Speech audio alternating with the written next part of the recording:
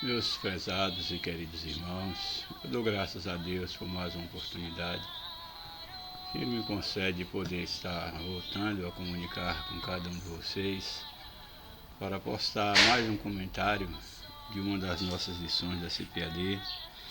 Neste momento estou postando a lição aí um pouco atrasada.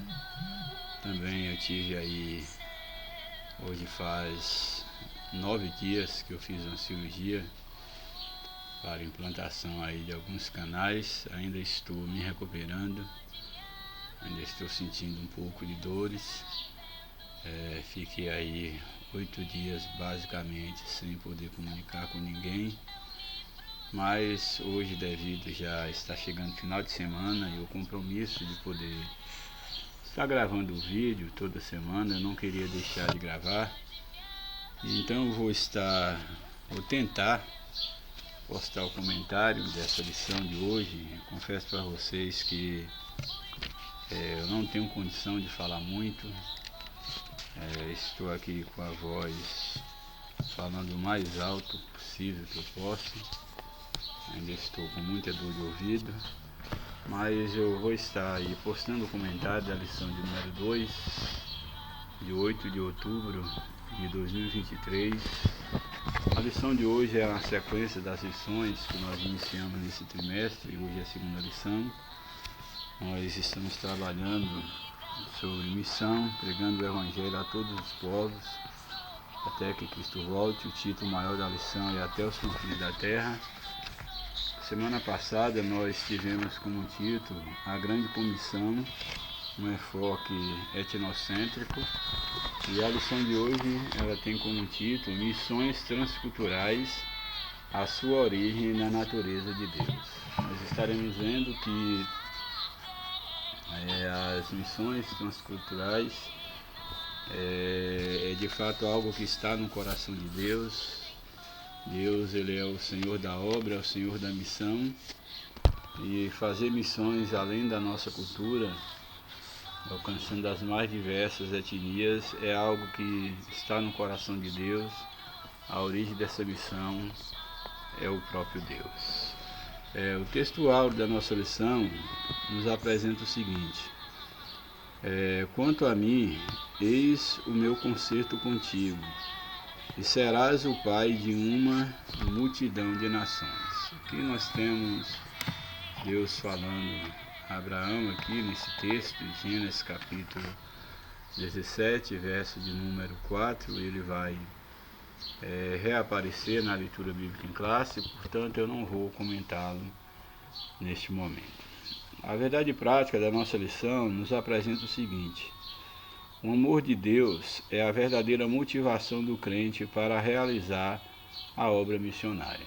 Eu acho muito importante essa verdade prática, porque aqui coloca o amor de Deus como sendo a causa de tudo quanto nós fazemos na obra de Deus. Aqui se tratando da obra missionária, mas não só a obra missionária em si, mas tudo que nós fizermos para Deus e para o próximo deve ter como motivação o amor divino.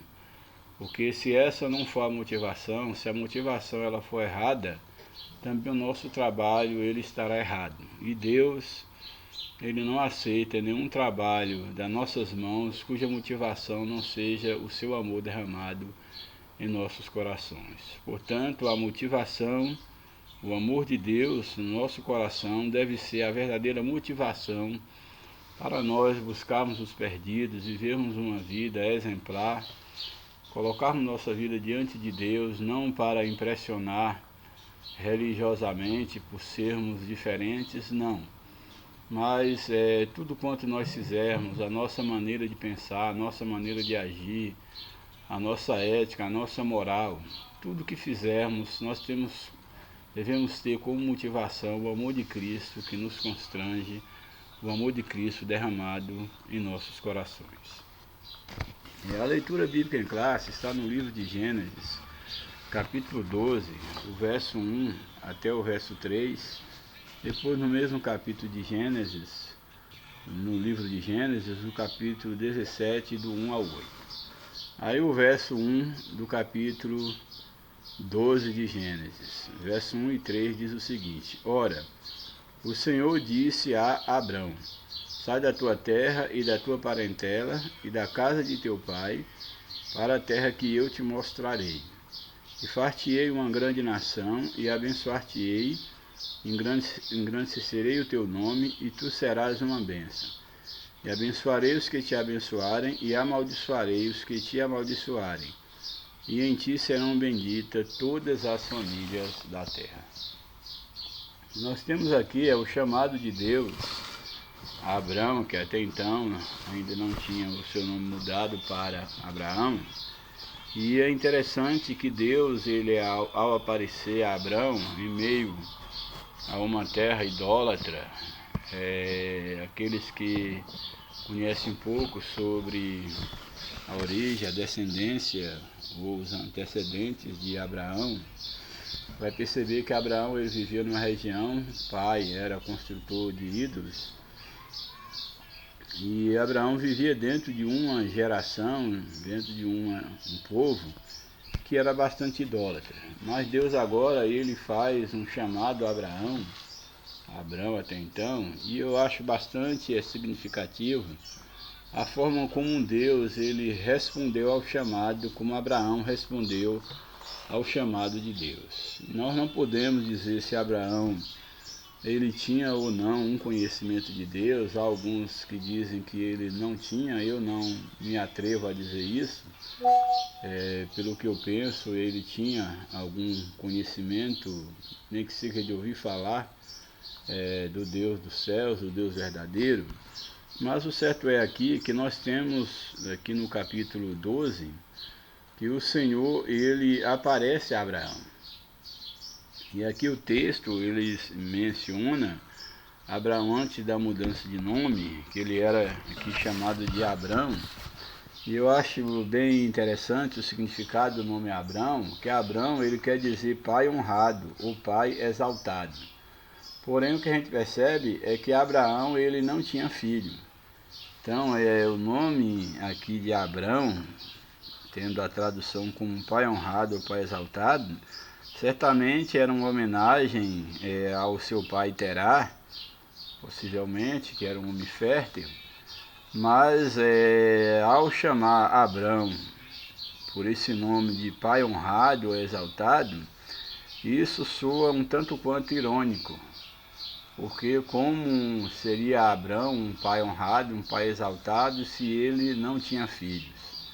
Então era no mínimo um sinal de ironia e até mesmo um tom crítico, soava o nome de Abrão enquanto um pai honrado. Mas nós vamos ver que Deus, quando ele faz o chamado a Abrão, Deus vai exatamente mudar o nome de Abraão, que de Abrão, pai honrado ou pai exaltado, ironicamente falando, Deus muda o seu nome para Abraão, que quer dizer pai de uma multidão de nações.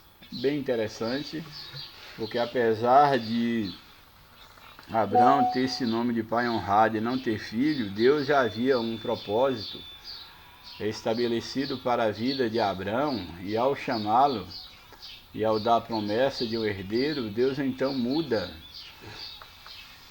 Abraão, que já com 99 anos, Deus muda, ele é chamado aos 75 anos, aos 99 anos, Deus muda o seu nome, quando é um ano anterior ao cumprimento da promessa de um filho, Deus muda o seu nome para Abraão, que agora passa a ser chamado pai de grandes nações ou pai de multidões, mostrando como Deus ele agiu de maneira sobrenatural, cumprindo as suas promessas na vida do pai Abraão.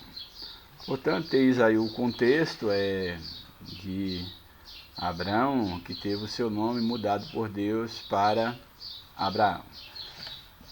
Analisando o verso 1 aí do capítulo 12, nós temos o seguinte: Ora, o Senhor disse a Abrão: Sai da tua terra, da tua parentela, da casa de teu pai, para a terra que eu te mostrarei. Se nós formos analisar o que a implicação que nós temos aqui no chamado de Deus Abrão é algo que vai além do entendimento humano. Imagine alguém que vivia numa região ali onde a idolatria prevalecia. Se ele tivesse um conhecimento de Deus, era um conhecimento talvez por ouvir falar, mas de repente Deus ele aparece a Abrão e dá a eles as seguintes coordenadas. A primeira delas, dentro do chamado de Deus a Abrão, é que ele deveria sair da sua terra. Imagine para Abrão, diante desse chamado, receber um convite que ele deveria abandonar a sua terra.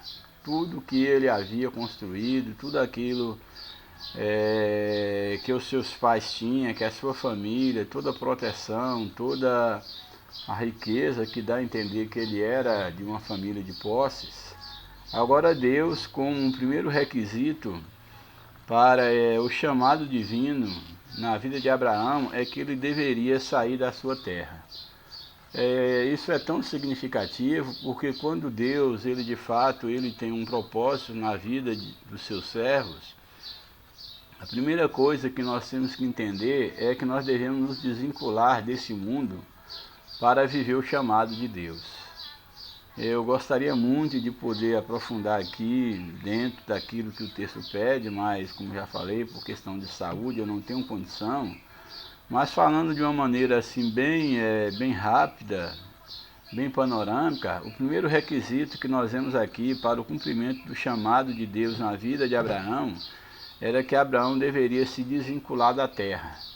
Sabemos que Abraão foi chamado para uma missão espiritual, para ser pai de muitas nações, não só pai de uma nação física, mas pai espiritual de muitas nações. E agora o primeiro requisito é que ele deveria sair da terra. Você que tem um chamado de Deus, é necessário que você entenda que aquele que é escolhido para viver no mundo espiritual, para viver um propósito divino, ele tem que procurar se desvincular, se desligar dessa terra. Então Abraão deveria sair da terra. Uma outra coisa, Abraão deveria sair da sua parentela. A parentela fala exatamente dos laços familiares, dos laços de proteção, dos laços de dependência. A parentela fala daquele grupo que quando nós enfrentamos dificuldade, é o grupo mais próximo de nós, com os quais ou com o qual nós podemos contar, nós podemos buscar ajuda num momento de dificuldade. Porém aqui Deus ele está também ordenando a Abraão que ele deveria sair do meio da sua parentela. Ou seja, a família que Abraão haveria de construir, que Abraão constituiria, seria uma família, uma outra família, uma família dada por Deus. Também isso serve para nós, para você que foi realmente chamado por Deus, que você possa entender que você não pode amar mais a sua terra do que é o chamado de Deus. Você não pode amar mais a sua parentela do que a família de Deus. Abraão foi chamado exatamente para deixar a sua parentela. Deus seria o pai de Abraão, Deus seria o parente mais próximo de Abraão. Daí Abraão deveria deixar a parentela. Ele, além de deixar todos os parentes, que seria num sentido mais abrangente dos seus familiares mais extensos, ele deveria sair da casa do pai. Deveria abandonar a terra, a parentela e sair da casa do pai, da proteção do pai. Uma coisa é afastar da parentela, mas ainda ter a tutela, ainda ter o direcionamento, a proteção, o sustento, o aconselhamento do pai. Porém, o que Deus está pedindo a Abraão é que não apenas ele saia da terra e do meio da sua parentela, mas que ele saia da casa de seu pai. E sair da casa do pai significa exatamente construir uma vida independente. Mas só que a vida independente que Deus estava oferecendo a Abraão não era uma vida independente porque ele tinha posses e porque ele tinha um alvo à sua frente. Não. Aqui a independência que Abraão iria construir, na verdade, ela significava uma dependência total e absoluta de Deus. Abraão tinha que crer totalmente na promessa de Deus. Ele não podia duvidar de que Deus haveria de providenciar para ele uma terra, uma nova família. Deus seria o seu pai. Esse era o desafio para Abraão. Às vezes eu vou falar que Abraão, pelo hábito, mas até então o nome era Abrão. Ele ainda não havia, seu nome ainda não havia sido mudado. Então Abrão, ele deveria então deixar a sua terra, a sua parentela, a casa de seu pai. E aí a última parte desse primeiro verso diz: e ele deveria ir para uma terra que o Senhor lhe mostraria. Imagine, Deus é claro, Deus já tinha em vista, Deus sabia muito bem para onde estava ou para onde conduziria Abraão, mas Abraão não sabia. Abraão não sabia.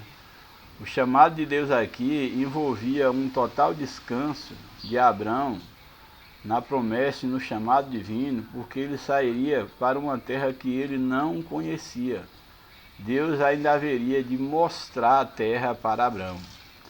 Às vezes muitos dizem: não, Deus me chamou para a obra e eu estarei indo para tal lugar, e aí lá já tem uma igreja formada, lá tem uma casa pastoral, lá eu terei um salário, lá eu mais ou menos já sei como vai funcionar. Mas no caso aqui, do pai da fé aqui, no seu chamado, ele não tinha nada à vista, absolutamente nada.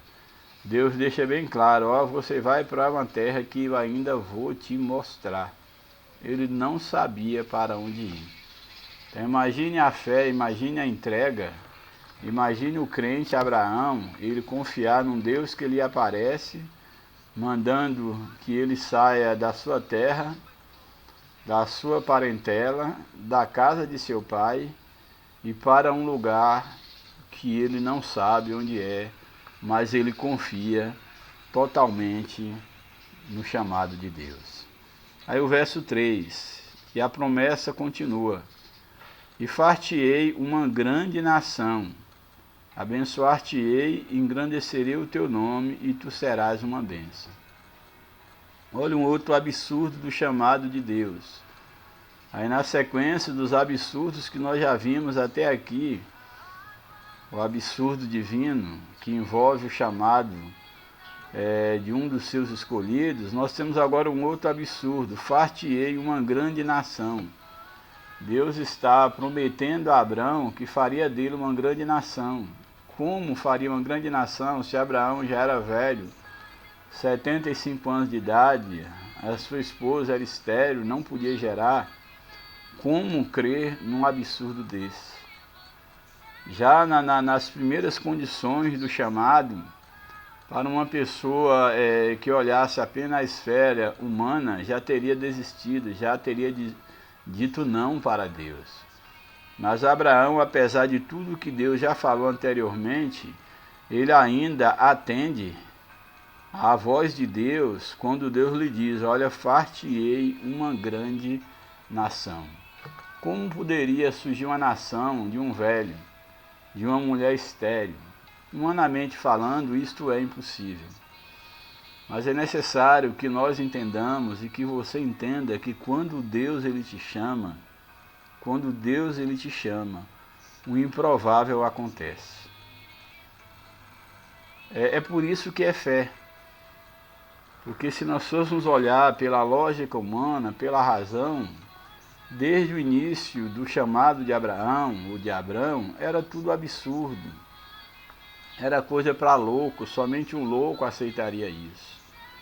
Mas é necessário que nós entendamos que quando Deus ele nos chama, Deus ele age de forma que não está dentro do script, não está dentro do entendimento humano.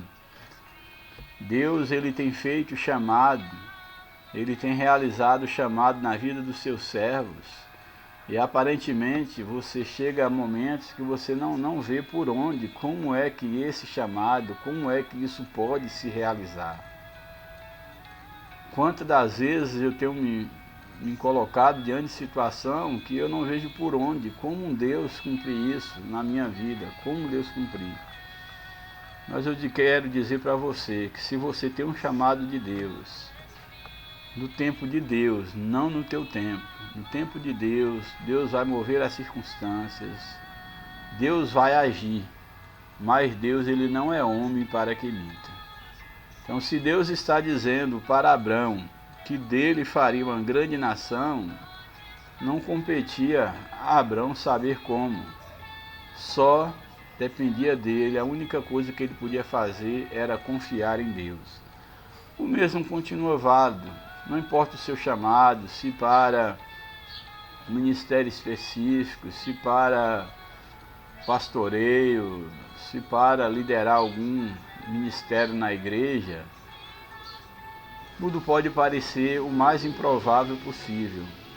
A única coisa que você não pode perder de vista, a única coisa que você deve ter certeza absoluta é que é Deus que está te chamando, que não é o homem, que o seu chamado é divino, porque quando de fato é Deus que chama, Ele proverá, o Senhor proverá. Portanto, Deus diz a Abrão, far-te-ei uma grande nação, abençoar-te-ei, olha, vou te fazer uma grande nação, vou te abençoar enquanto nação, será uma nação forte, abençoada, vou te abençoar mesmo estando longe da tua terra, da tua parentela, da casa de teus pais, mesmo tu sendo velho, sua mulher sendo estéril, farei de ti uma grande nação, te abençoarei e engrandecerei o teu nome. Qual era a forma de Abraão ter o seu nome engrandecido?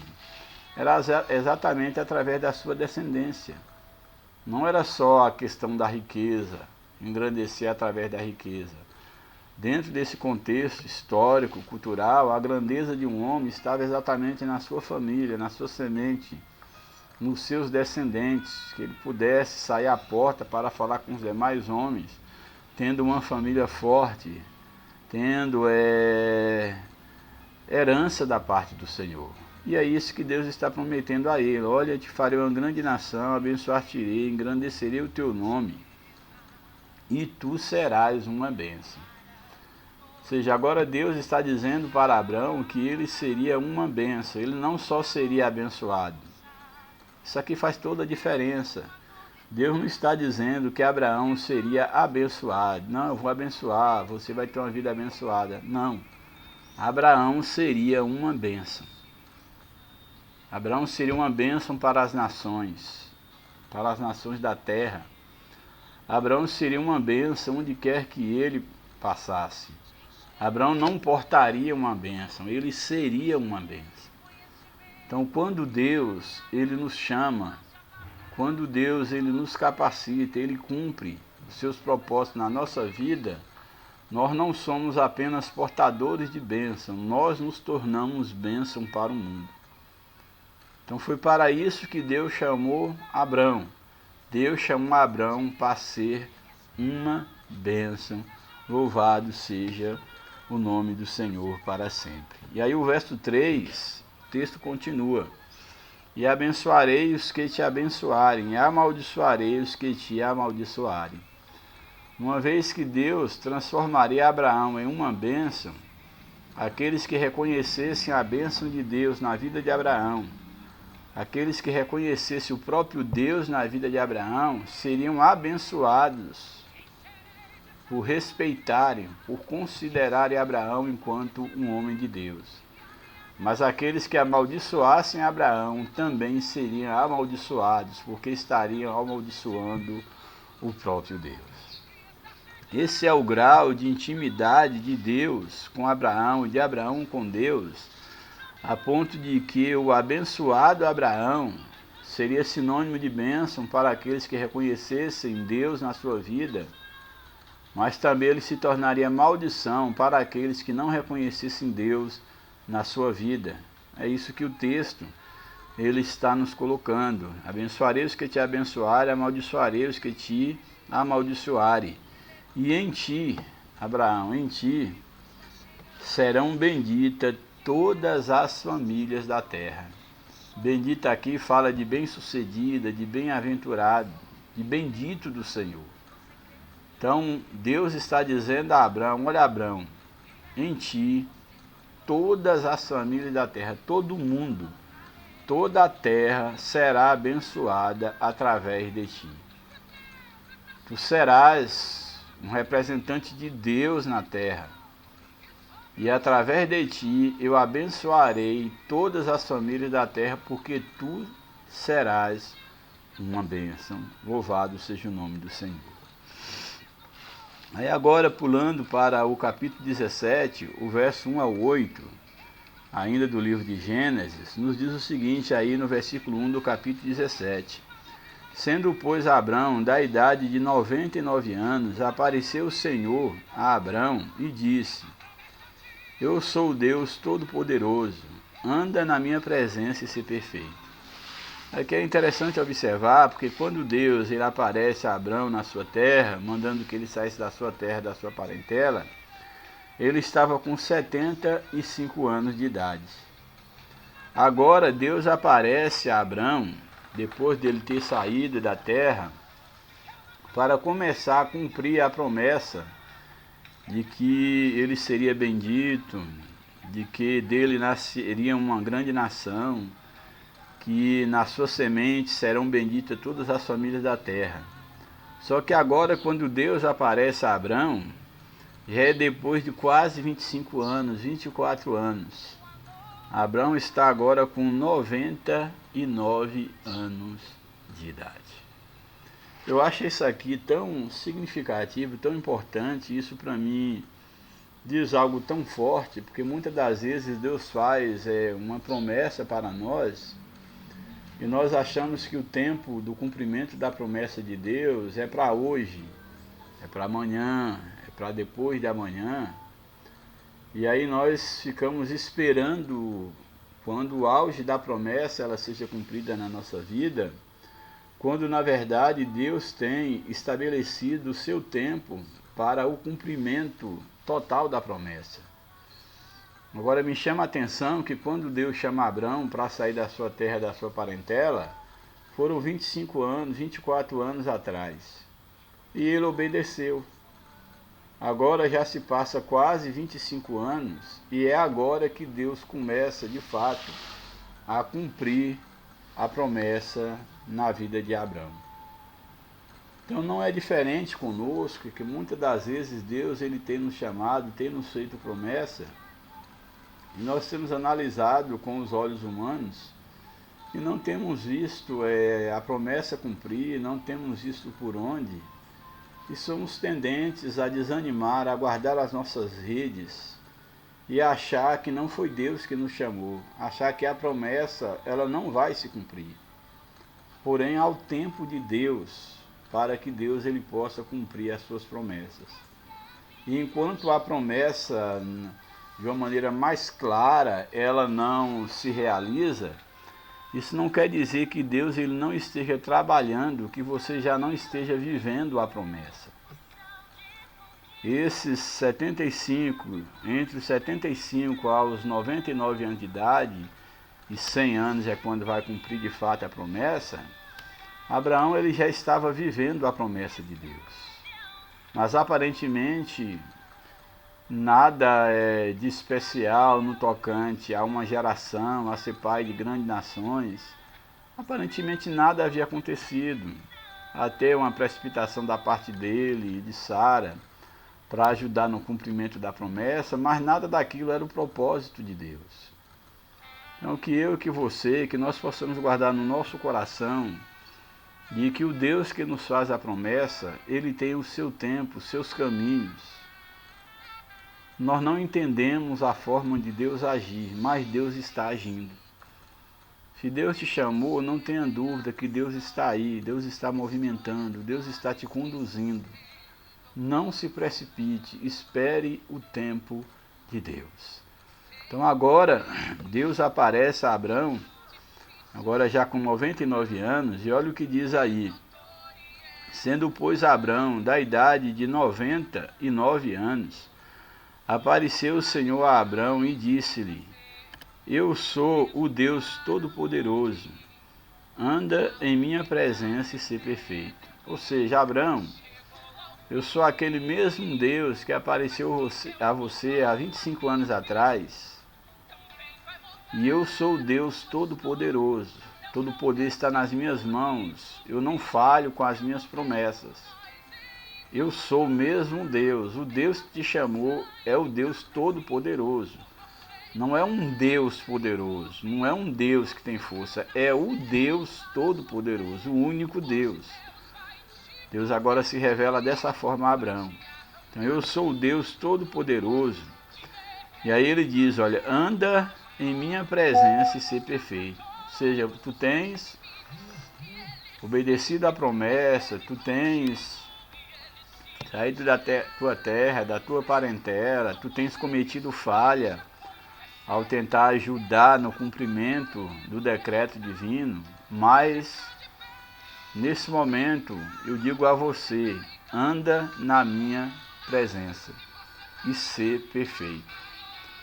Dentre as várias leituras que nós podemos ter aqui, do que Deus está dizendo a Abraão, anda na minha presença e ser perfeita, no mínimo, nós podemos tirar aqui Deus dizendo, olha Abraão, continua confiando, não se precipite, seja perfeito, permaneça da forma como eu te chamei. Eu não preciso da tua ajuda, eu não preciso da ajuda humana. Só compete a você permanecer na minha presença e ser perfeito. Ser perfeito em que sentido? Não fazer nada que esteja fora da minha vontade. Claro, Abraão não era perfeito, perfeito só é Deus. Mas o que Deus está pedindo a Abraão é que você permaneça na minha presença e que a sua perfeição seja depender de mim, porque eu não preciso da tua ajuda. Então, Abraão, ande na minha presença, permaneça diante de mim, não tente adiantar as coisas, espere pela minha perfeição, porque eu sou o Deus Todo-Poderoso, louvado seja o nome do Senhor. E aí o verso 2... E porei o meu conserto entre mim e te multiplicarei grandissimamente. Olha, eu vou colocar agora, começa a se cumprir, o meu conserto estará entre mim e ti, como eu havia te prometido. Eu vou te abençoar de maneira poderosa. Eu vou multiplicar a tua descendência de forma grandiosa. Multiplicarei grandissimamente a tua descendência. Minha aliança estará entre mim e ti. Portanto, ande na minha presença e ser perfeito. E porei o meu conserto entre mim e ti, multiplicarei grandissimamente. E aí o verso 3, então caiu Abrão sobre o seu rosto, e falou Deus com ele, dizendo. Então nesse momento, ao Deus se revelar de uma maneira tão grandiosa, e agora começando os passos finais para o cumprimento da promessa, aqui o texto diz que Abraão ele cai diante da presença do Senhor, certamente tomado pelo temor, pelo poder de Deus. Ele vai exatamente cair com o seu rosto, e falou Abraão com Deus. A ideia de cair com o rosto em terra fala exatamente da adoração. Abraão agora ele se curva diante de Deus. Ele reconhece que as coisas não são como ele havia planejado, mas que agora chegou o tempo de Deus. E ele temente, ele cai com o seu rosto diante de Deus. Como o texto bem coloca, caiu Abraão sobre o seu rosto e falou Deus com ele, dizendo. Aí Deus fala com Abraão, quanto a mim, eis o meu conserto contigo, e serás pai de uma multidão de nações. Aquilo, a promessa feita há 24 anos, 25 anos atrás. Olha, o meu conserto permanece contigo. Eu não abri mão, eu não esqueci da promessa, eu não esqueci do conserto que fiz contigo. Aqui ele diz, olha, eis o meu conserto contigo. Meu conserto permanece contigo. E serás pai de multidão de nações. Não serás só Abrão, um pai honrado, agora tu passarás a chamar Abraão, que quer dizer pai de grandes nações. Até aqui, tu tens sido, de uma forma irônica, chamado de pai honrado, sem ter nação, sem ter filhos, sem ter gerado o filho da promessa. Mas agora, de fato, estou mudando o teu nome. Tu não serás só um pai honrado, que honra a memória do teu pai terá. Tu serás pai de nações, tu serás pai de multidão. Daí estarei mudando o teu nome para Abraão. E aí o verso 5, e não se chamarás mais o teu nome Abrão, mas Abraão será o teu nome, porque por pai de multidão de nações te tenho posto. Louvado seja o nome do Senhor. Verso 16, e farei frutificar grandissimamente, e te farei frutificar grandissimamente, ou seja, frutos a partir de ti, e te farei nações, e reis sairão de ti. Tu irás frutificar grandemente, farei de ti nações e reis. Reis sairão de ti. Nações e reis sairão de ti. Estabelecerei o meu concerto entre mim e ti, e a tua semente depois de ti em tuas gerações, por concerto perpétuo. Concerto para sempre, um concerto perpétuo, para te ser a ti por Deus, e a tua semente depois de ti. Eu serei o teu Deus, serei para ti por Deus, e também serei Deus da tua semente depois de ti, para sempre. Esse era o concerto de Deus com Abraão. E te darei a ti e a tua semente depois de ti a terra de tuas peregrinações. Olha que Abraão havia saído da terra, da parentela, da casa do seu pai, para uma terra que Deus haveria de mostrar. Ele era peregrino. E agora Deus está chegando ao ápice do cumprimento da promessa e diz que daria a ele filho, nações sairia dele e que ele haveria de possuir as terras nas quais ele estava peregrinando. Claro que houve toda uma história pós-Abraão, para tomar posse da terra que ele estava, toda aí as idas e vindas na história, mas a promessa de Deus, ela esteve de pé, continua de pé, e Deus foi fiel para cumprir com todas as promessas, absolutamente todas as promessas.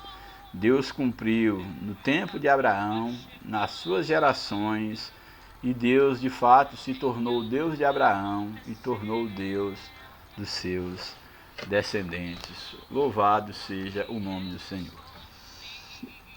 Bem, então nós temos aqui Deus, aos 99 anos de idade, mudando o nome de Abraão, cumprindo então aqui, dando a promessa a Abraão. E depois de um ano, desse momento, quando Deus aparece aqui a Abraão, nós vamos ter exatamente aos 100 anos de idade, nós vamos ter o nascimento de Isaac. E Sara, que era Sarai também, tem o seu nome mudado. É bem interessante, porque Deus muda o nome de Abraão, trazendo uma bênção. E também Sara, que era estéril, que era, no caso, uma princesa, que era o que Sara significava, princesa. Ela tem também o seu nome mudado para Sarai. Ela, e aos 90 anos, ela vai gerar um filho. E ela agora não é só mais a princesa Sara, que tinha como a princesa Sarai, que significava minha princesa, a princesa de Abraão. Mas ela passa a ser Sara, a princesa de Deus, que também, dentre os vários significados do nome Sara, é senhora, dama. Então Sara agora ela passa a ser uma senhora, uma dama, passa a ser alguém honrado, passa a ser mãe de filhos. Então Abraão, que era pai honrado, soava irônico o nome de Abrão, ele passa a ser Abraão, pai de multidões. Sara, que também tinha um nome Sarai, que era minha princesa, passa a se chamar Sara, que também tem o mesmo sentido de princesa, mas agora tem uma conotação de senhora, de dama, uma senhora mãe de filho. É agora uma senhora princesa, é uma dama. Deus muda também o nome de Sara. Então Deus aqui, ele cumpre a promessa, mudando o nome de Abraão, de Sara, e fazendo cumprir a bênção, o chamado que ele havia feito a Abraão, e também a promessa que ele havia feito a Sarai, sua mulher, e agora eles passam a ser chamados de Abraão e Sara, e Abraão com 99 anos de idade, Sara aí beirando os seus 90 anos, próximo aos seus 90 anos, e um ano depois, Abraão com 100 anos, Sara com 90 anos, eles vão então gerar ao seu filho Isaac. Bem, eu vou para a introdução da lição, eu vou pontuar algumas coisas, como falei, eu não estou em condição de falar muito, mas graças a Deus eu pude fazer um comentário rápido aí do texto bíblico. Eu vou ler o comentário da lição e pontuar só apenas algumas poucas coisas. Introdução. Lembrando que o título da lição é Missões Transculturais, a sua origem na natureza de Deus. A palavra transcultural traz a ideia de uma missão que transpõe as barreiras da cultura de um povo ou civilização para apresentar o amor de Deus. Isso implica interação em todos os grupos étnicos da Terra, com os diferentes aspectos da vida das pessoas. Então, a ideia de transculturar é transpor a cultura para interagir com outras etnias. Na lição dessa semana, veremos que Deus escolheu uma família, que é no caso aí Abraão. Deus escolheu uma família para, por meio dela, alcançar todas as famílias. Esse processo se deu por Abraão, sua família, e por meio da nação de Israel, pela pessoa de Jesus Cristo e agora por meio da igreja. Então as nações da terra, elas começam a ser alcançadas por meio de Abraão, sua família, depois a nação de Israel, que é fruto aí da geração de Abraão, descendentes de Abraão, depois vem Jesus e por fim a igreja tem a responsabilidade de alcançar todas as famílias da terra com a mensagem de salvação. Assim, contemplaremos a natureza missionária de Deus, bem como o caráter do seu amor, como base de toda a prática missionária dos cristãos. Então, a base da missão, a natureza missionária, ela é divina. Deus chamando Abraão, levantando a nação de Israel, fazendo com que o Cristo viesse da nação de Israel, levantando a sua igreja para que a sua obra de redenção, para que a mensagem do Evangelho alcançasse todas as famílias da terra. Primeiro tópico, a natureza missionária de Deus. Primeiro subtópico, a natureza missionária de Deus no chamado de Abrão. A expressão sai da tua terra revela uma ordem e um chamado de Deus para Abrão e a um lugar que a princípio ele não conhecia, como nós já falamos, está lá também em Hebreus 11, verso 8, lá na galeria dos heróis da fé. Junto com essa ordem veio a promessa, em ti serão benditas todas as famílias da terra.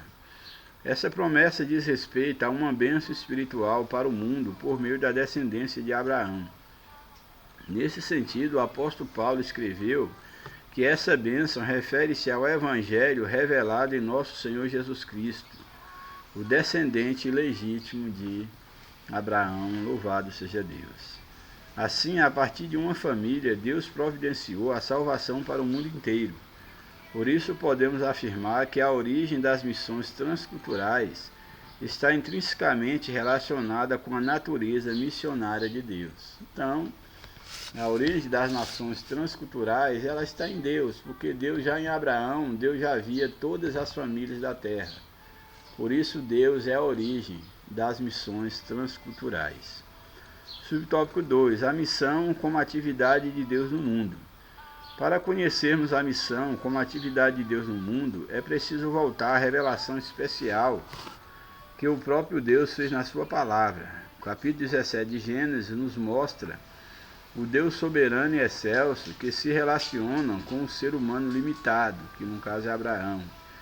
Ele tem tanto zelo pela sua promessa que trocou o nome de Abrão para Abraão, a fim de reafirmar a sua aliança que transcenderia o cumprimento geográfico da promessa, ou seja, ao colocar o nome de Abraão, pai de muitas nações, mostra que a promessa não estava restrita a Abraão e seus descendentes, mas transcenderia, alcançaria todas as famílias da terra, que seriam essas multidões que sairiam de Abraão.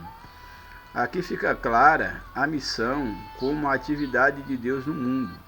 Ele mesmo, e não outro, é o maior protagonista das atividades missionárias. Deus age no mundo pela sua graça, a fim de reconciliar consigo mesmo o mundo. Então, Deus, ele age, ele mesmo reconcilia o pecador, o mundo consigo mesmo. Por isso, nosso maior modelo missionário é o próprio Deus. Se você quer alguém para inspiração, ou se você quer saber o motivo do porquê você deve fazer missões, o motivo maior, modelo maior de missão é o próprio Deus, é a missão de Deus. Subtópico 3, o nosso modelo missionário. O modelo missionário básico de que dispomos para a igreja na atualidade não se fundamenta em figuras ilustres da história da igreja, nem em projetos contemporâneos de pessoas com feitos notáveis. Certamente que os modelos de hoje e do passado merecem nossa atenção, a fim de ampliar nossa visão missionária, principalmente na aplicação das missões transculturais. Os modelos, os grandes modelos do passado para a gente, eles são inspiradores. Porém, Deus, ele é o modelo maior. Contudo, o nosso principal modelo de missão revela-se no próprio Deus, cuja natureza missionária nos é demonstrada no Antigo Testamento e no Novo, mandando o seu próprio Filho. Tópico 2. O amor de Deus, o principal fundamento da história da redenção. Primeiro subtópico, o amor de Deus. A Bíblia mostra que Deus é amor. Está lá em 1 João 4, 8 e 16. No Antigo Testamento, vemos o seu amor no relacionamento com todos os homens. Também contemplamos esse amor na escolha de Deus por Israel. E em seu relacionamento com esse povo, um processo de renovação de alianças, que em sua misericórdia e benignidade são reveladas, várias alianças que Deus fez com o povo de Israel. No Novo Testamento, esse amor de Deus por todas as criaturas é afirmado e ampliado em Jesus Cristo, lá João 3,16. Deus amou o mundo com um amor tal que deu o seu Filho, Jesus Cristo, para que todo aquele que nele crê não pereça, mas tenha a vida eterna. O Altíssimo é revelado como amoroso, pois ele mesmo é o amor. Deus é amor.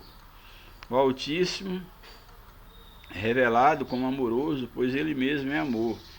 E este, por sua vez, é a sua própria essência. Ou seja, o amor é a essência de Deus. Por que Deus nos ama? Porque Deus é amor. Porque nós merecemos? Não. Porque ele precisa de nós? Não. Deus nos ama porque a sua essência é amor. Deus, ele é amor. Portanto, o amor é a base de todo o plano de redenção revelado na palavra de Deus. Subtópico 2. A redenção no Antigo Testamento. Redenção significa livrar o escravo da sua escravidão, com base no pagamento de um preço por um redentor. Esse é o conceito básico para a visão bíblica de salvação. No Antigo Testamento, a redenção está associada à vida familiar, social, nacional de Israel nos seguintes aspectos: resgate para a libertação de um escravo, era uma forma de redenção; recuperação de um campo, de uma herdade; resgate de um macho primogênito; resgate de alguém que porventura fosse condenado à morte, era um tipo de resgate e redenção. São alguns exemplos de redenção. Além disso, a Bíblia mostra também Deus agindo de forma redentora em favor do homem. Quando? Quando Jacó invoca o anjo que me livrou de todo mal. O anjo que havia livrado Jacó, era uma espécie de uma redenção de Jacó, Deus, através daquele anjo. Quando Deus declara a intenção de livrar Israel da servidão do Egito, já estava cativo no Egito e Deus mostra a intenção e livra-se o povo do Egito. Ali é uma espécie de redenção, tanto que ali é instituída a Páscoa, como aquele símbolo de redenção, de retirada do povo da mão do inimigo. Então Deus, ali em Êxodo 6, verso 6, ele diz: vos resgatarei com braço estendido. Isso mostra a redenção da parte de Deus. Terceiro subtópico, redenção no Novo Testamento. No Novo Testamento, a redenção é estritamente uma atividade divina que é realizada por meio de Jesus Cristo. Cristo nos resgatou da maldição eterna, nos livrou e nos livra da ira divina. Todos nós estávamos condenados à morte eterna, mas Deus enviou o seu único Filho para poder nos redimir, para nos resgatar da condenação eterna. E Jesus é o único meio que resgata o homem de volta para Deus. Nesse caso, a remissão do pecado é assegurada com base no preço do resgate pago a Deus Pai por meio de Jesus Cristo em sua morte na cruz, cuja obra redentora é declarada no Novo Testamento. No entanto, a experiência de redenção só estará completa e consumada na segunda vinda de Cristo por ocasião da glorificação final do crente.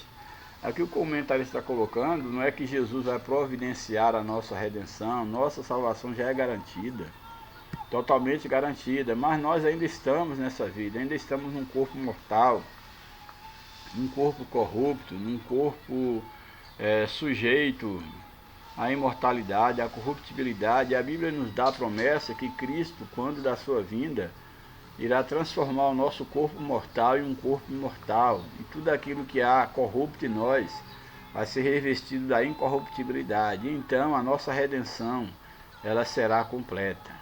Então nós já somos salvos, mas nós aguardamos o momento quando do arrebatamento da igreja, para a completa transformação daquilo que há de mortal e de corrupto em nós. Portanto, o plano de redenção do pecador é o glorioso anúncio da obra missionária que é efetuada no amor de Deus. Aqui fecha esse tópico dizendo que o plano de redenção do pecador é o glorioso anúncio da obra missionária que está fundamentada no amor de Deus. O pecador só será redimido, só será glorificado com Cristo se ele for alcançado através do Evangelho de Cristo. E nós, enquanto igreja, nós temos a responsabilidade de fazer Cristo conhecido ao mundo. Último tópico da lição: visão bíblica do caráter transcultural da missão. Primeiro subtópico: um Deus missionário.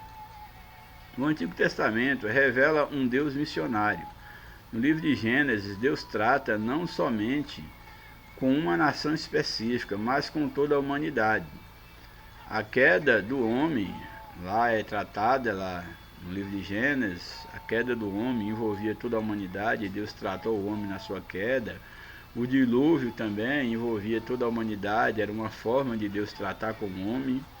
A eleição de um povo, que é o povo de Israel, para abençoar os demais povos, para que Israel fosse bênção para as nações. Após a Torre de Babel, Deus fazendo com que ali o povo se espalhasse para que cumprisse com seu propósito. Nesses textos, a falha do homem está caracterizada, bem como o juízo de Deus e a sua promessa. Então temos a falha do homem lá na queda, no dilúvio, na Torre de Babel, mas Deus agindo para cumprir com as suas promessas, desde a queda, no dilúvio, na Torre de Babel, durante os séculos. Deus ele tem agido para cumprir com as suas promessas, trazendo juízo sim, punindo sim, mas tudo com a finalidade de que o homem ele não venha perecer, que sua promessa ela permaneça de pé. Assim, o Deus missionário estabeleceu uma estratégia de abençoar a todos os povos por meio de Abraão, E abençoarei os que te abençoarem, e em ti serão benditas todas as famílias da terra. Subtópico 2.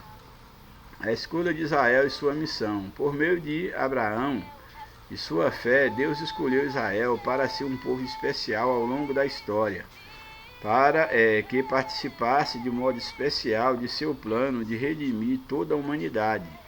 Ao estabelecer um relacionamento vertical e correto com Deus, Israel seria o exemplo para as demais nações. Então, Israel estabeleceria essa relação vertical com Deus, e através dele as demais nações, horizontalmente, as nações seriam alcançadas. Era desejo do Altíssimo que Israel se distinguisse dos outros povos como sua joia preciosa. Ele queria que a santidade de Israel, como exemplo vivido do poder de sua graça, atraísse o restante das nações. Entretanto, Israel fracassou nesse propósito. Israel fracassou, infelizmente, mas Deus não deixou a sua promessa cair por terra. Israel foi cortado por um tempo, mas as promessas quanto a Israel continuam de pé. Deus levanta um povo, levanta a sua igreja para dar continuidade à sua obra, à sua missão de redenção. A promessa estabelecida em Gênesis foi invalidada pela apostasia e infidelidade da nação em relação a Israel. Por isso Israel foi levado para o exílio da Síria, enquanto Judá posteriormente foi levada para o cativeiro da Babilônia. E aí então entra o período da igreja, da graça. Subtópico 3. A escolha da igreja. O Senhor Deus sempre desejou que os gentios fossem levados à cruz, ou à luz. Isso seria através da nação de Israel, mas eles também falharam. A salvação por meio de Cristo é o cumprimento divino da promessa dada a Abraão de abençoar todas as famílias da terra. É interessante observar que Jesus ele é descendente de Abraão. Então, em momento algum, a promessa de Deus feita a Abraão, ela caiu por terra. Os descendentes de Abraão falharam, mas houve um descendente, Jesus, da tribo de Judá, Jesus, o tronco de Davi. Ele deu sequência à promessa, e ele veio no tempo certo e cumpriu com os propósitos, cumpriu com todo o plano divino para a redenção da humanidade. Louvado seja o nome do Senhor. A salvação por meio de Cristo é o cumprimento divino da promessa dada a Abraão de abençoar toda a família da terra. Embora Israel tenha fracassado em seu ministério intercultural, Deus transferiu esse ministério missionário aos filhos do Novo Testamento, ou seja, a Igreja de Deus. Essa igreja herdou uma incumbência divina, sendo chamada a participar com Deus na evangelização do mundo. Por isso fomos chamados para ser sal da terra e luz do mundo. Então Deus, ele na sua providência, ele levantou o seu povo, a sua igreja, para que de fato a sua promessa ela viesse a se cumprir.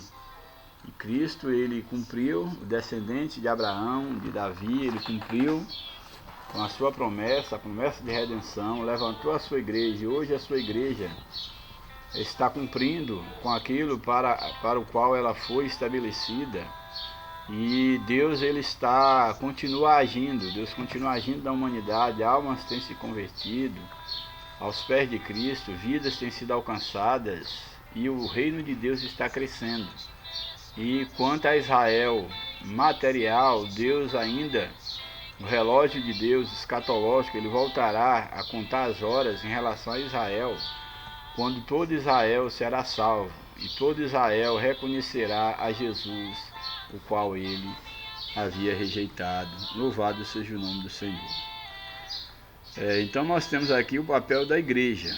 Embora Israel tenha fracassado em seu ministério intercultural, Deus transferiu esse mistério missionário aos filhos do Novo Testamento, à Igreja de Deus. Essa igreja herdou a incumbência divina, sendo chamada a participar com Deus na evangelização do mundo. Por isso somos chamados de sal da terra e luz do mundo.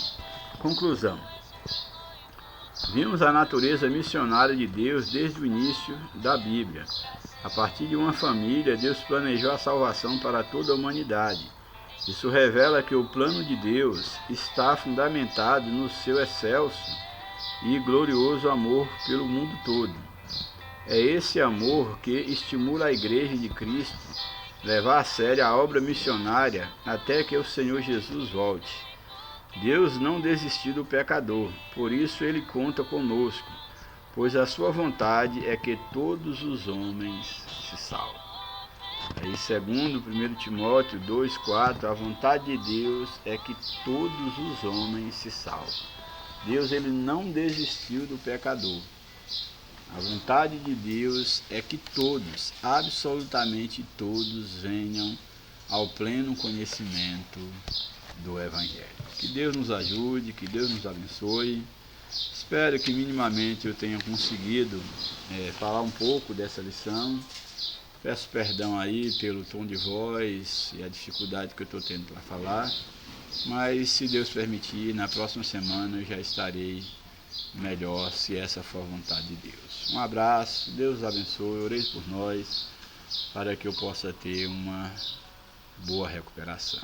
Que Deus abençoe, a paz do Senhor.